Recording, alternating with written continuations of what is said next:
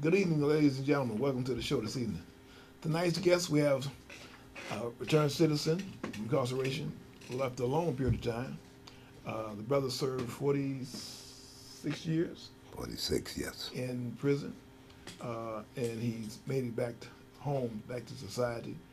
And we're going to bring the brother on and allow him to speak on his incarceration and his time in prison for the 47 years. Brother Kalima, we want to welcome you to the show. Welcome to the show, my brother.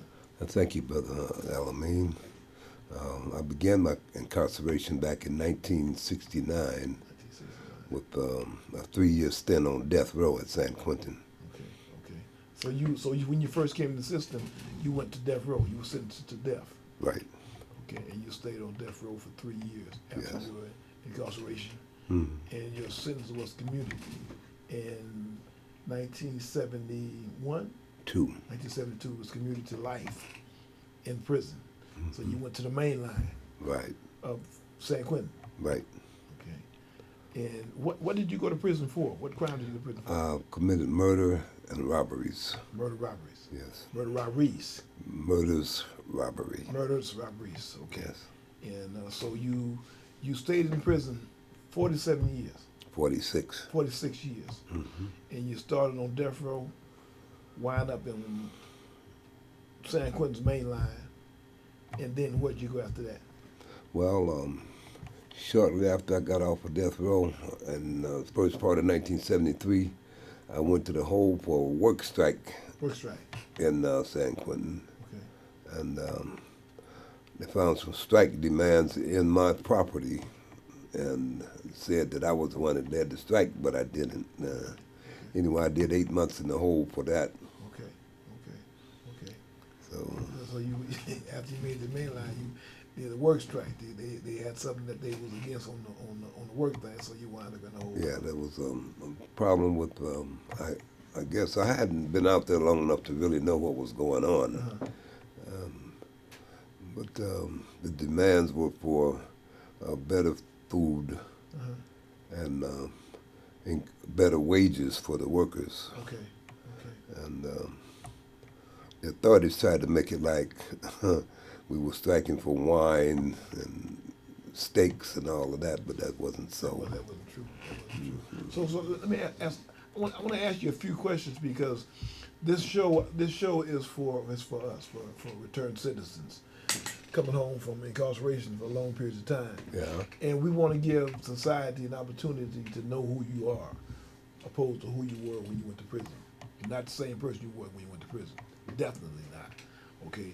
After 47 years, you did what they call the complete metamorphosis. You did a complete change to be found suitable for parole and come home. So we want society to have an opportunity to listen to what you have to say and show them that you are a changed person who you are today and what your future goals are as an old person coming back to society. So how long did you stay in San Quentin? How much time did you do in San Quentin? Well, I stayed in San Quentin until 1983, Okay. and So you stayed in San Quentin from 71, well, Okay, 69 really, if you go back to death row. okay, it's from 69, from death row 69 to 80, 83. Mm-hmm. You stayed all that time in San Quentin. Right. Okay. And when you left San Quentin, you went to what prison then? I went to Tracy, DVI, stayed 1 year there. Okay. Okay. And you were transferred then to what And prison? 84, and I stayed there for a year. And in 1985, they sent me to California Men's Colony up Okay. near San Luis Obispo. That's CMC. Yes. Okay. Okay. And I stayed there for 17 years. 70 years. Okay. That's CMC. And then I came down to Vacaville Okay. and did my last 13. In Vacaville. Yeah. Okay. Okay. Now, we want to get into some good talk now. We want to get into some good talk. When, during your period of time, you've been to three different prisons, or 4 different prisons in during your time. At what time in your life did you start your change to who you are now? Well, I think really it began in 1982. Um, I was the president of an organization called Self-Advancement Through Education, known as SATE, and we had some outside supporters, and they were coming in to attend some of our meetings, and we had running a series called The Legacy of Slavery. Mm-hmm. And we had people coming in from different black students' unions, Sonoma State. Some came from UCLA in Los Angeles as well one time. We had people like Walter Turner, Diamond Clark, Faraha Hayati, a group called Sisters of Motivation. They were all involved in supporting us inside, in supporting SATE. And one day, the Muslims brought a proposal to SATE to stop smoking marijuana in San Quentin. And we had Brother Geronimo Peratt, Jijaga, who was saying that, well, you cannot legislate people's morals. And I'm thinking, well, both of them are right. Both of them got a good point. And I wanted to break any potential clash off, so I was sitting there smoking a cigarette and was half done with it. And I said to the group, I said, you know, all my life I was looking down my nose at dope fiends, and here I am sitting here hooked on cigarettes, killing myself to make J.R. Reynolds rich. And I made a speech on that. And I compared myself to a slave, you know, that tobacco called me and I got an answer to it. I couldn't do anything but answer. And I said, it's nothing but a slave. And a slave is a despicable thing. Yeah. Don't have any power, doesn't have anything. And I made that speech and started listing some of the reasons why I thought that I should quit smoking, because I had a 27-year habit at the time, and I was up to 3 packs a day, using one cigarette to light another one with. You were smoking 3 packs of cigarettes a day? Right. Is that right? Wow. And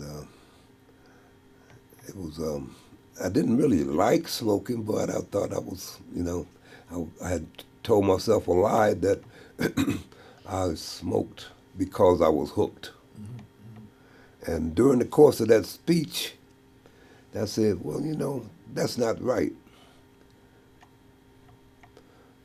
I'm hooked because I smoke. That's the real truth. Right.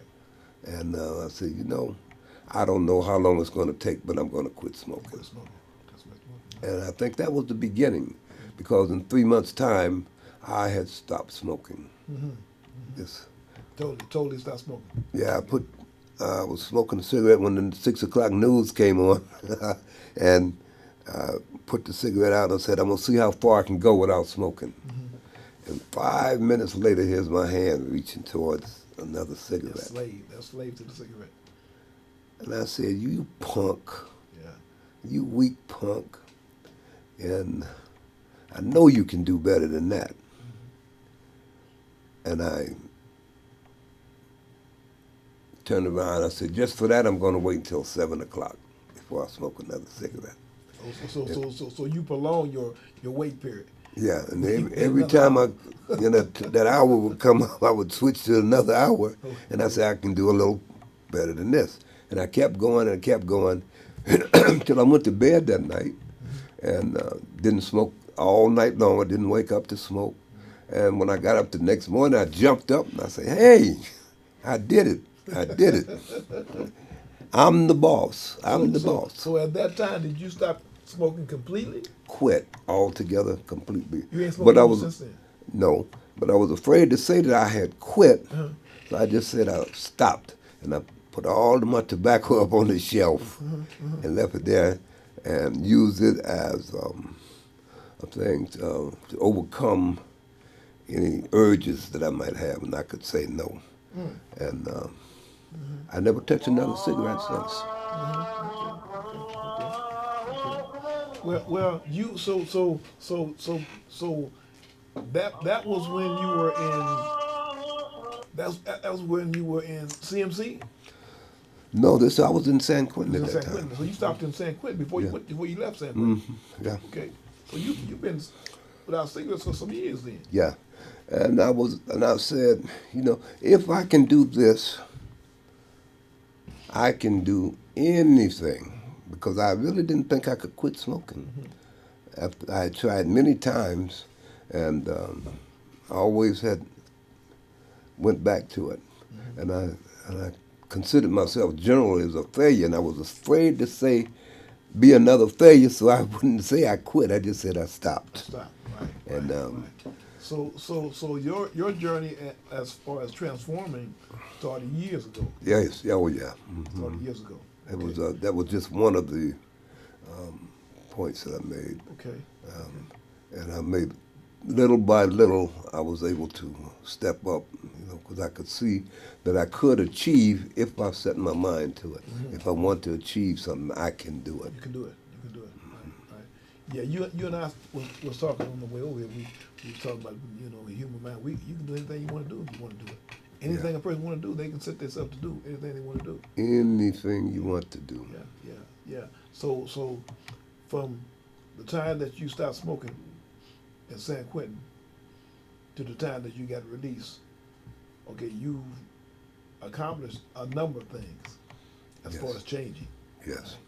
Okay, you had a few groups in prison while you was in prison. You sit on a few boards in prison programs. You was telling me about a program that you started in prison. Elaborate on a little bit about the program you started in. Yeah, it was. This was in CMC when I developed a program called Smoking Cessation. And this was after I had written an article called "We Can Stop Smoking," and people that attended the group, a lot of them stopped. I told a group one time, I said, your body starts healing as soon as you stop. And this one guy, he said, well, he stopped for a few days, and then he called me a liar after he said, I thought you was lying to us about the healing process, until he lit up a cigarette after a few days thinking that, well, I done stopped now, so I can go back. So he lit up a cigarette and started almost throwing up, Yeah. So he said, then when I saw that happen, then I believed what you said. Right. Okay. A number of people did quit smoking, though, as a result of it. Okay.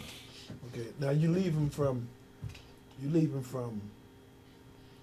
CMC, then you went to Vacaville. Yes. Okay. Now when you got to Vacaville, what year? Do you remember what year you got to Vacaville? Yes, 2002. 2002. Okay. And when you got to Vacaville, what program did you get into to continue your journey? Well, I had already become a Muslim at that time. I became a Muslim in 1998 in CMC. Okay. So I was involved in that. And then I got involved in the long-termers commitment group, which is about people generally with life sentences getting involved into a group that dealt with issues that brought us to prison and hopefully would keep us out. Okay. So you, when did you start going in front of the Board of Prisons? What year was that? Oh, 1974, I think it was. That's when you started going in front of the Board. Yeah, of and they Prisons. told me I would never get out. That's what the commissioners told you. Yeah, they told me you'll never get out. So I really had no reason to doubt them. I thought that I would never get out. So I continued acting a fool, drinking, fighting, going to the hole, doing negative things.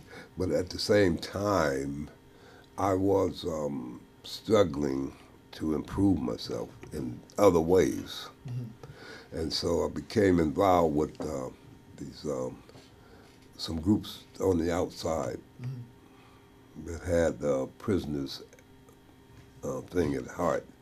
And Sisters of Motivation was one of them. They visited us. They were about helping black men in prison. Walter Turner was a teacher over at College of Marin, I believe it was. And they had Sister Diana Clark. She was, I forget what she was. Faraha Hayati was a radio person over at radio station KDIA. Mm-hmm. They called her Elizabeth Johnson, Faraha Hayati. Okay. And she would come into San Quentin now and then and speak to the group. And so all along I was evolving a little. And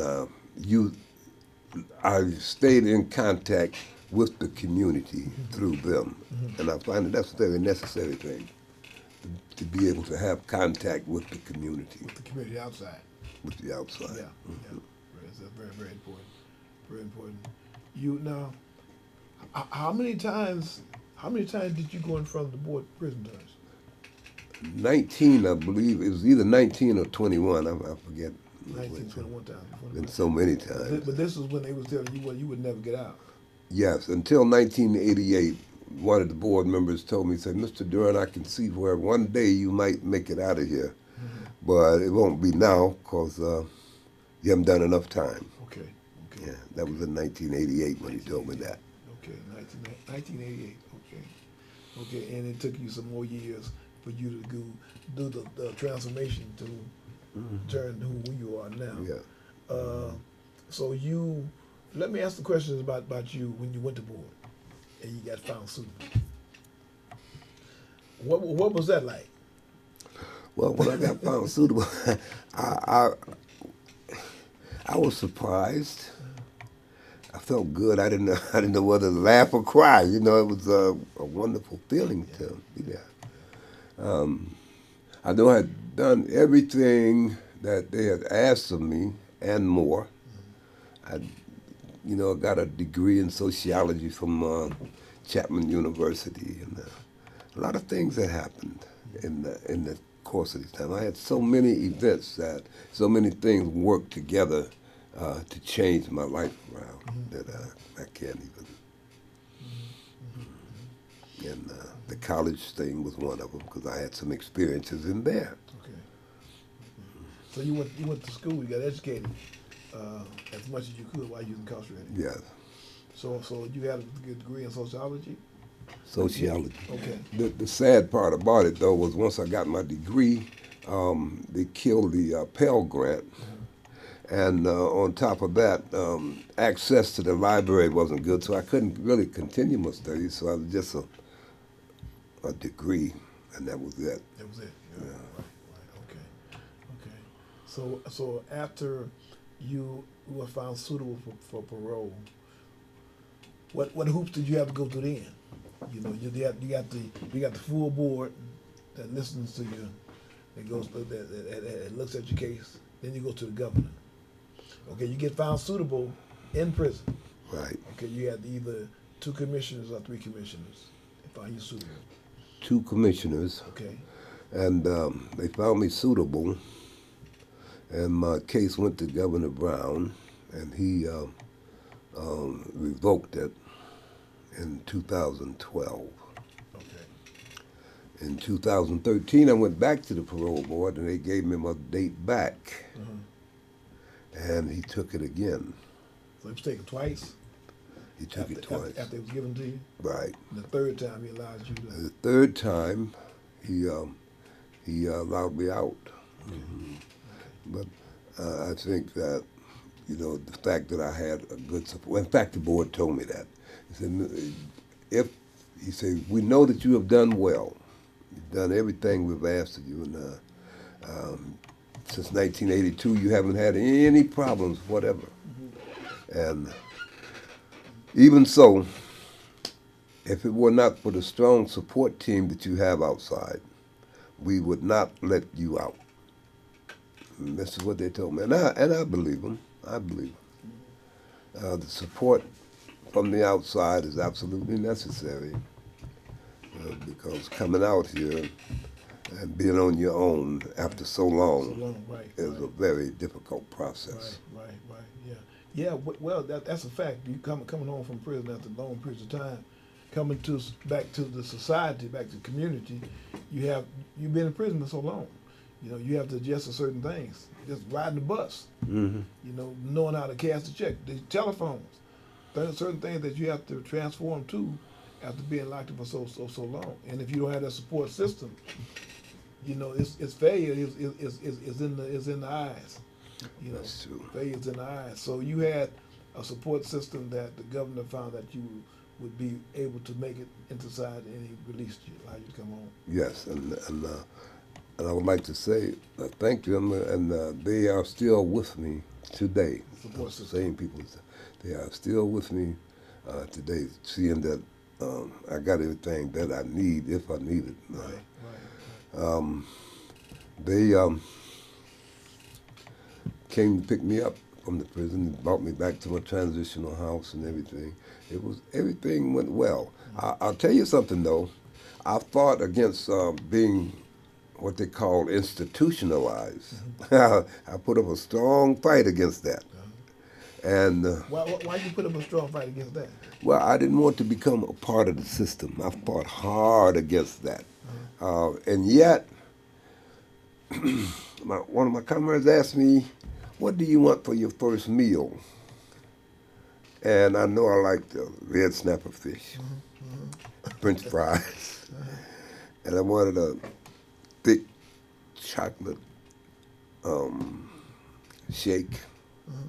And after that, I couldn't think of anything else. I know I needed some tomatoes. I hadn't had tomatoes in years. I wanted a tomato, but I couldn't think of it at the time.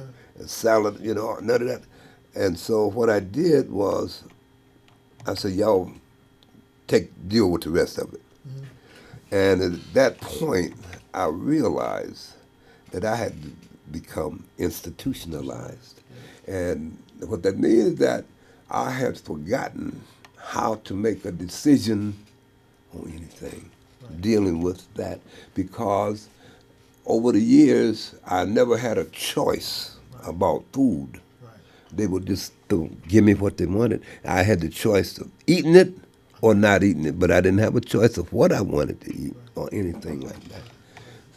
So I've forgotten how to decide what it is that I want. And the same thing happened with clothing. What color sweater would you like? Now all of that. And I couldn't think of it. I say, wow, man, I am institutionalized. I got to get to work on this right now while I'm still inside. Let me ask you, what today do you find yourself being able to do, and knowing that you have the choices that you have? What do you find yourself more comfortable doing now? Uncomfortable? No, comfortable. Oh, comfortable? Yeah. Well, so many things. One, they didn't have cell phones and these computers and all that stuff, and I'm still lost at it, but at least I can text a message. I'm learning how to do some email. It was, you know, I mean, they didn't have any of this stuff. Riding the bus, you know, I didn't know how to get around. Nothing. I didn't know anything about Social Security. Nothing about my medical benefits or anything like that. I didn't know anything. I'm just out here in the cold. And they gave me a $200 check upon release, right? And I couldn't even cash it because they had no birth date down there wrong, and somebody had to figure that out, that they had the wrong birth date on there. And I was finally able to cash my check. But suppose I hadn't had that support system without money, what could I have done? I tell you, life is great. Let me ask you a question. How old were you when you went to prison? 33, You was 33 when you went to prison. How old were you when you got out? 78. 78. All those years in prison. But the main thing now, the great part about this is now that you back. Yes. That Yes. you back and you able to make your own choices today. Yeah. And the only person that can change those choices is you. Yes, and I was fortunate enough to get a one-bedroom apartment. Mhm. I lived there by myself, and the fact that I was sitting in my living room one day, and I was looking up at the wall, and I just broke out into a smile. Mhm. Wow, Mhm. this is mine. Mhm. You know, This is yours. Yeah. Wow. Yeah. It was fantastic. You know? Yeah. Yeah. And the little patio outside, I go outside there and sit down, Yeah. and flowers all around me, and Yeah. wow, man, this is great. This is great. Yeah, Life is this great. Yes, is it is. something else. Yes, it is. So now today, being that you are able to do what you pretty much want to do, you about to travel to Southern California. You about to get a pass, go to Southern California, Yeah. visit your family. They allowed you to do that, Hmm. and you're able to move freely. Well, sort of. I'm right now. I'm tied to a 50-mile radius until I get off parole, Right. which is a 3-year parole, and I got another year after this one, and so to go beyond 50 miles, I have to get the permission of the parole department. Mm-hmm. And other than that, yeah, I get to go where I want to. Stay out all night if I want to, though I've never, since I've been out, have been out past 11 o'clock. Not one time. Right. The fact that I don't drink anymore, I mean, you know, it's a big change. Big change. Yeah. But you're at the point now where you feel good about the things that you do. You got your own spot, your own Yeah. apartment. Hmm. You can walk around in your own apartment, butt naked if you want to. Yeah. You can do anything in that apartment that you want to. Yeah. You know, you gotta have no correction officer coming to your door, knocking on your door, talking about count time. Right. That's over with. So, That's over with. So- So I want to tell you, I want to say to you, welcome home. well, thank you, sir. I thank you, Brother Welcome home. Alamin. Yes. And, Welcome home, my brother. I'm certainly glad to be here because, like I said, they had plans for me never to get Never out, get out. and here I am, and I appreciate it very much being out here. Yes. Just looking at flowers, no more than that. Looking at the trees, you know, the leaves blowing in the wind, and stuff We like want to that. welcome you home, my brother. Well, I'm glad to have you home.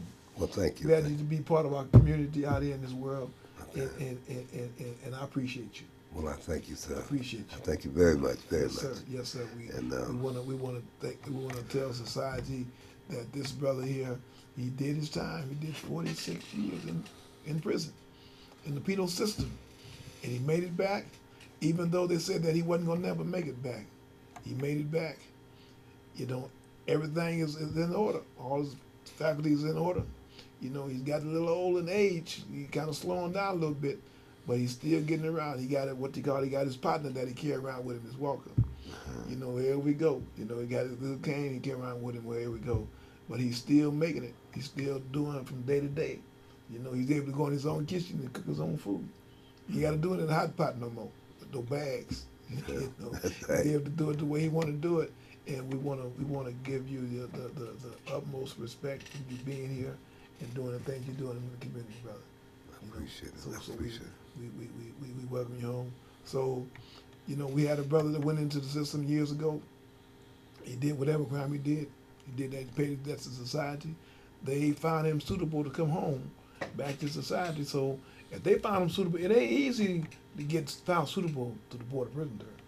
No. Ain't nothing easy about it. You went to Right. board how many times you say you think? 19 or 21. I'm not 19 sure. or 21 times he went in front of the Board of Prison terms. He finally was able to find a board to find him suitable. He went in front of the board twice, 3 times. Twice. Twice. Took it twice and let me have it the third time. Right. in front of the Board of Prison Prisoners twice. They found him suitable a second time, gave it back to him, and allowed him to come home. He's back in society. So we want to welcome him home. And we want to thank you for watching the show tonight. You can see this interview on Channel 29 on Saturdays at 7 o'clock. And you can go on YouTube. You'll be able to look at it on YouTube as many times as you want to. It'll be on YouTube following the show today. So go on YouTube, type in the Wendell Elamine James Show. You can go in and look at all and any interviews that you wish to, as many times as you wish to.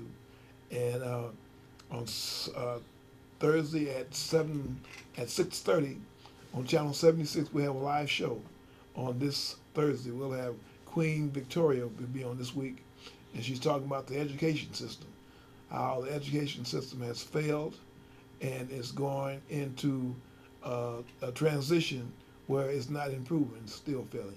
So we want to look at Queen Victoria this Thursday at 6:30, from 6:30 to 7 o'clock. Live interview. You can call in to 415-861-6648, and that'll be on Thursday at 6:30.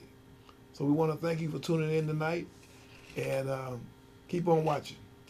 We got another blessed day above ground. We got one more day to get something right. We don't know what it is, but we're going to get something right. Thank you for tuning in.